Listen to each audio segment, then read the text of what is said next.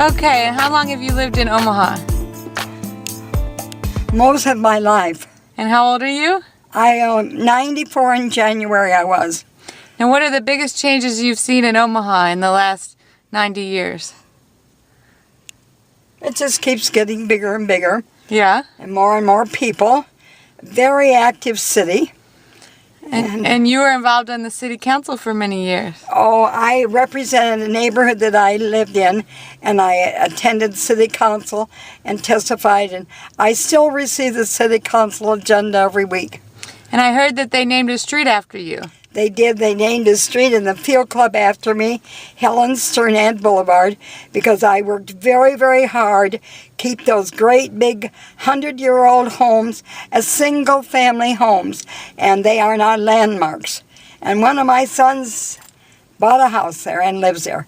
Very, very honored to have a street name for me. And what's your favorite thing about Omaha? People, I guess. Okay, thank you. This is Garage Steakhouse where Warren Buffett eats twice a week. He orders a rare steak with 2 sides of onion rings and a cherry Coke. It's a beautiful night in downtown Omaha. We're looking at the old market where there's a lot of shops and stores and restaurants. And over here you'll see an old Omaha landmark, the Woodman Tower. That's where Jack Nicholson's character retired from in the movie About Schmidt, one of the famous and oldest Omaha landmarks. Hey there, I'm headed over to Omaha's Convention Center, but first I wanted to stop by one of the very many new construction projects going on in Omaha right now. Right behind me is the building of the new Rosenblatt Stadium. It's going to be home to the world famous College World Series. This is the Quest Center Omaha, Omaha's biggest convention center. Tom Petty's going to be here in a few days, but today it's the APWA Snow Removal Conference. Okay, so you're with the Spokane? I'm with the Spokane Regional Convention and Visitors Bureau, and I'm here along with some representatives of Spokane. We're hosting this convention next year, so... Oh, that's great. So you're trying to entice people on to come to educating them about next year. Spokane. Most have no idea what it is or where it is, so we're telling about all its charms. And what's the biggest selling point, do you think, for Spokane? Oh gosh, the walkability of our convention campus. That you can walk from the convention center. There's a 100-acre park right outside, and hotels and restaurants and shops and attractions are all within a quick walking distance. And I see you're giving away some little promotional products here. What do you have? We have lapel pins, we have chocolates, we have custom created bookmarks that have the conference dates on them, visitor information, and then some regional gift baskets that we're going to give away during a presentation later today. And what's the most popular thing people are taking with them? Chocolate. Chocolate, why not? And there's 2 little animals behind you. Who are they? These are marmots that we have roaming around our 100-acre downtown park, Riverfront Park.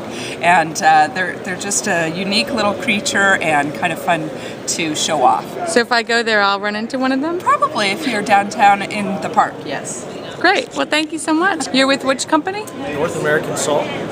All right. And I see that you have a snow cone machine in your booth. Why is that? Because we are in the snow and ice removal industry. We're a de-icing company.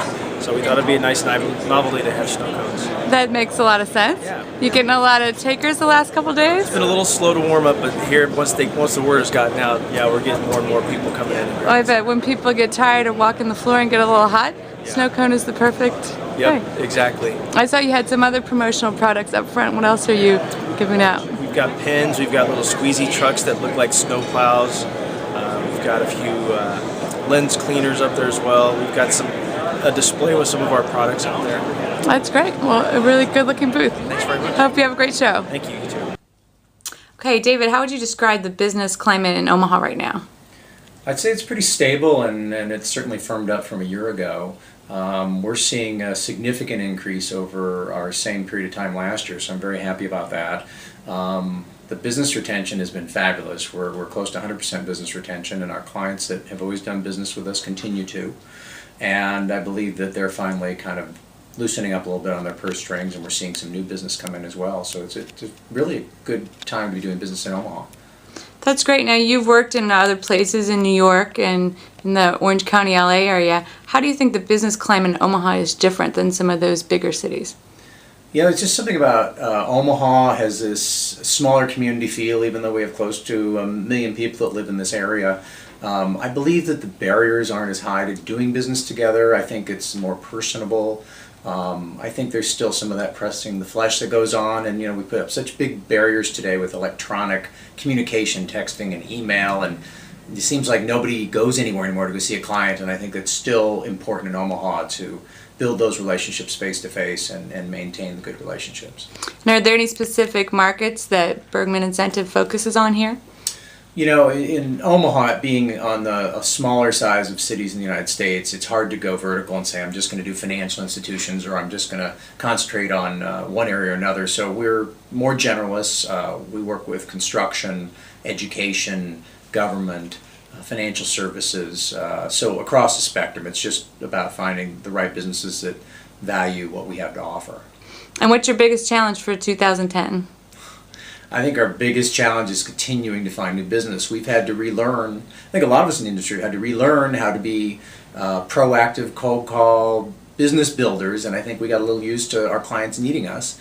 And our biggest challenge is as a company to continue to add good salespeople and for those people to be motivated to go find and build new business, because you can't just sit there and do business with the same people you've done business with forever and expect your business to grow. Great, thank you. Sure.